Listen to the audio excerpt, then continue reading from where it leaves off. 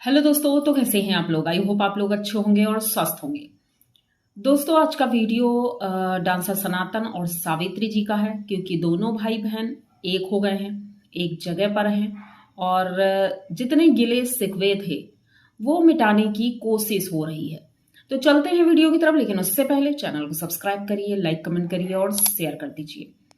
दोस्तों, बात ऐसी है कि भाई पहले तो हम बात करेंगे सावित्री और गणेश जी की। भाई सावित्री और गणेश जी, जैसे कि हम अक्सर देखते हैं जब ये कहीं बाहर घूमने जाते हैं या कहीं भी जाते हैं तो ये होटल में खाना खाते हैं।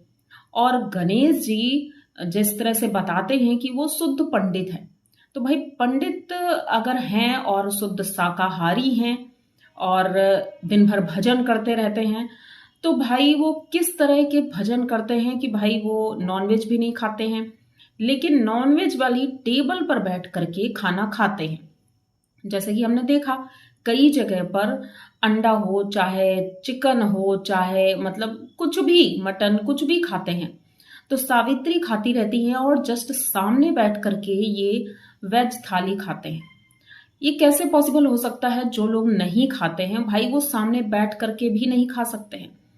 और अब बात दूसरी हो गई है, क्योंकि अब उनकी बेटी है। अब बेटी जब खाना खाती है तो वो तो अपनी माँ की थाली से ही खाती है। तो इनको मतलब ये समझ नहीं आता है कि वो अपनी बेटी को, जो कि बना रहे हैं, एक संत महात्मा बना रहे हैं उसे, तो वो तो नॉनवेज थाली से खाना खा रही है। मतलब कि अब सीधे तौर पर ये समझ में आ रहा है कि ये सिर्फ एक पाखंड है, दिखावा है। और ये जो चीजें बताते हैं कि मैं ये कर रहा हूँ, ये पूजा करता हूँ, ऐसे करता हूँ, ये सब सिर्फ बकवास है और कुछ भी नहीं है।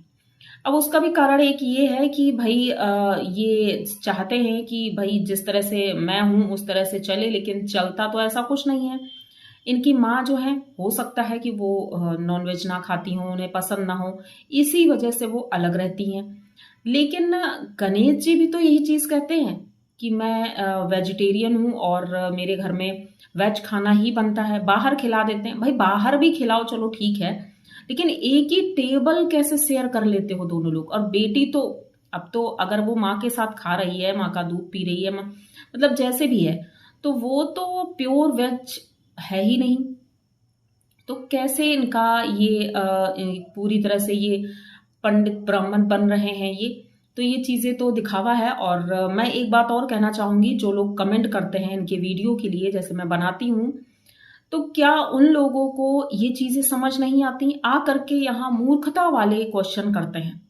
सबसे बड़ी बात कि लोगों को इतनी समझ नहीं है कि ये रिएक्शन चैनल है और मैं अपना वीडियो यहाँ व्लॉग नहीं बना सकती, मैं यहाँ व्लॉगिंग नहीं कर रही हूँ।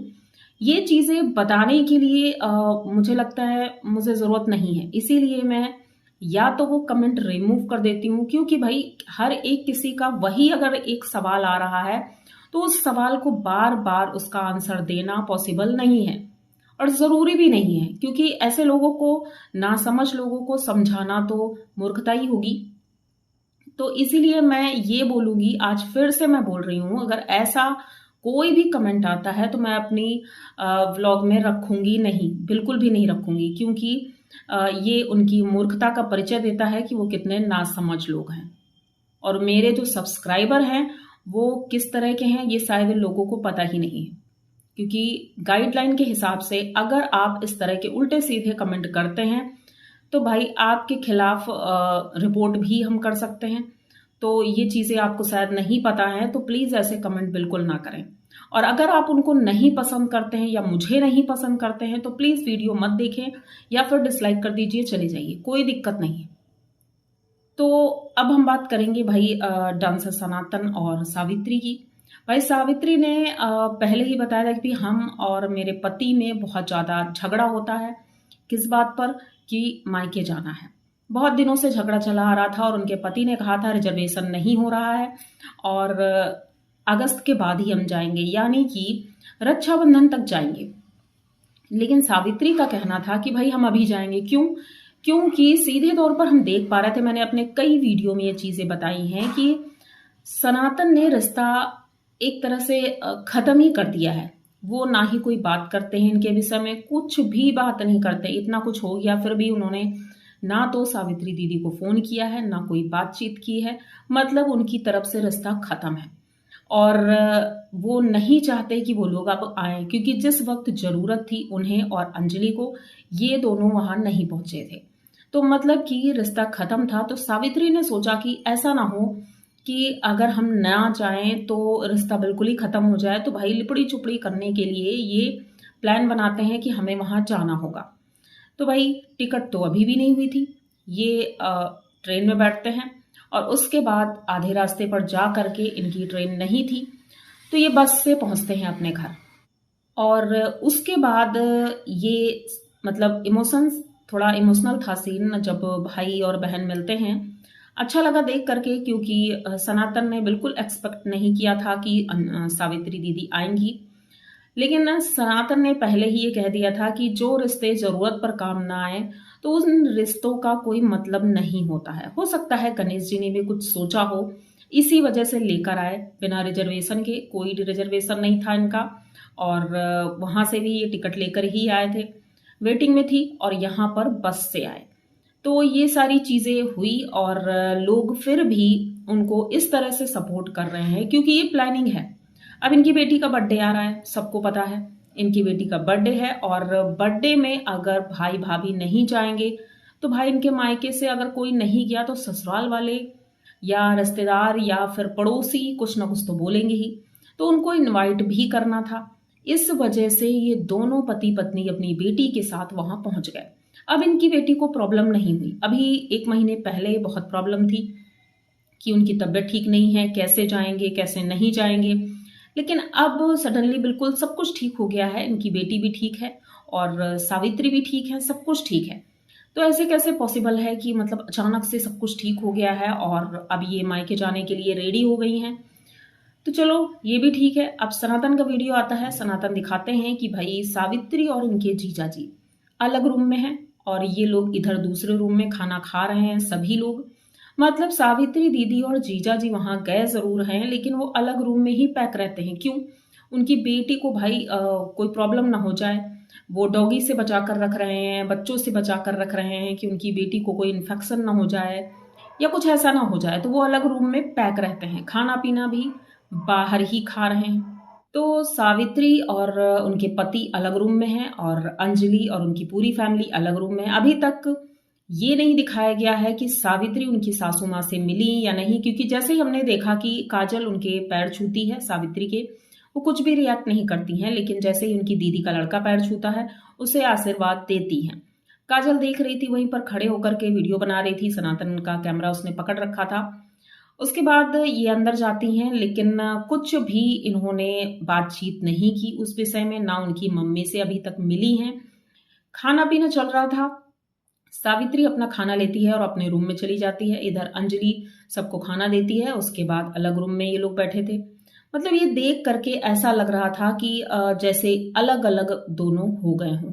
अभी तक उन लोगों के बीच में उस तरह की चर्चा नहीं हो रही जिस तरह की पहले हुआ करती थी।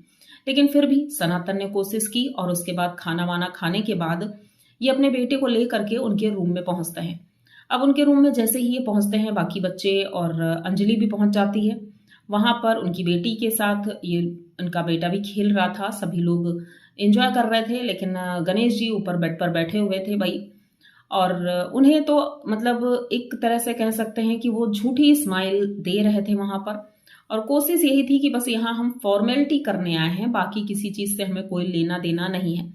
अब जब किसी को ये पता हो कि भई इनके घर के बारे में उनके जमाई जी इतनी बुराइयाँ करते हैं, इतनी ज़्यादा बुराइयाँ करते हैं, ख़ास करके सोशल मीडिया पर उन्होंने धज्जियाँ उड़ा दी थी, तो वो इंसान कैसे रिएक्ट करेगा कि ये जमाई जी जो बैठे हुए हैं, इन्हें हमारा घर बिल्कुल पसंद नहीं, यहाँ का रहन-सहन पसंद नहीं, मेरी पत्नी पसंद नहीं कि वो पूजा नहीं करती है, जिस तरह से खाना बनाती है, और उनकी पत्नी ने उसे भाई माना था, राखी बाँधी थी। लेकिन उसका भी उन्होंने कोई मान नहीं रखा और इस तरह की बातें उन्होंने मतलब की थी। तो कैसे कोई माफ़ कर देगा? लेकिन कहते हैं ना, एक बार जो गाँठ पड़ जाती है वो ज़िंदगी भर रहती है। भले ही अपनी बहन को वो माफ़ कर देंगे, लेकिन जीजा जी को तो मुझे नहीं लगता है माफ़ करेंगे। मजबूरन माफ़ करना पड़ेगा, मतलब ऊपरी मन से, क्योंकि भाई अगर वो नहीं मानेंगे तो दीदी कैसे आएँगी? और रही बात दीदी की, तो दीदी भी खेलने में कम नहीं है। और जिस तरह से कि उन्होंने बताया कि बहुत झगड़ा होता है हम दोनों के बीच में यहाँ आने के लिए, तो भाई अभी भी जाने का कोई मतलब नहीं था इनका, कोई मतलब नहीं हुआ। रक्षाबंधन में भी जाती तो भी यही बात थी, और अभी गई हैं तो अभी भी वही बात है। जिस तरह से बिना रिजर्वेशन के ये अब गई थी, तो ये उस टाइम पर भी जा सकती थी 1 महीने पहले। तो अब जाने का सीधा मतलब बस यही समझ में आ रहा है कि इनकी बेटी का बर्थडे है और ये इनवाइट करना चाहती हैं, और कोई कारण नहीं है। और रही बात इनके धर्म भ्रष्ट करने की, तो कोई धर्म इनका भ्रष्ट नहीं हुआ है, क्योंकि ये सिर्फ एक ढकोसलेबाजी है और कुछ भी नहीं है। यानी कि ये भी खाते जरूर होंगे, भले ही कैमरे में नहीं दिखाते हैं। तो ऐसा कुछ चल रहा है, और किसी को अगर नेगेटिव कमेंट करना है तो भाई सोच समझ के करिएगा, क्योंकि आप लोग अगर पढ़े लिखे हो, थोड़े भी समझदार हो, माना कि आप उनको सपोर्ट करते हो, तो रियलिटी जाननी बहुत ज़्यादा ज़रूरी है आपके लिए। यहाँ तक अगर आप लोगों ने वीडियो देखा है तो प्लीज़ चैनल को सब्सक्राइब करिए, लाइक कमेंट करिए और शेयर कर दीजिए। मिलते हैं जल्दी किसी नए वीडियो में, तब तक के लिए।